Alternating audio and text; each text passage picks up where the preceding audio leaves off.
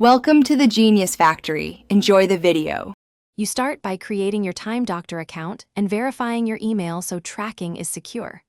Once done, add team members and assign roles to control permissions. Make sure projects reflect real work streams. Install the desktop app on Windows or Mac OS, or use the Chrome extension for quick browser tracking.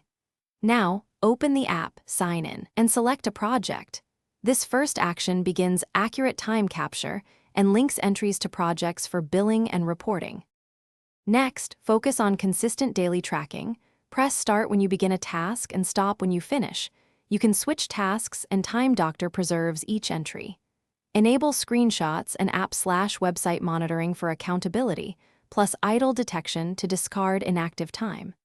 Use tags and notes to add context and set billing rates per project so invoicing is accurate. Once you have entries, review the day and timeline views to confirm everything is correctly categorized. And finally, produce time reports and project summaries to confirm billable hours and team productivity. Export CSV or sync with payroll to pay contractors. Make sure pay rates are set per user before running payroll. If something looks wrong, check idle logs and the timeline for gaps. You can add manual time entries or ask the user to sync their app.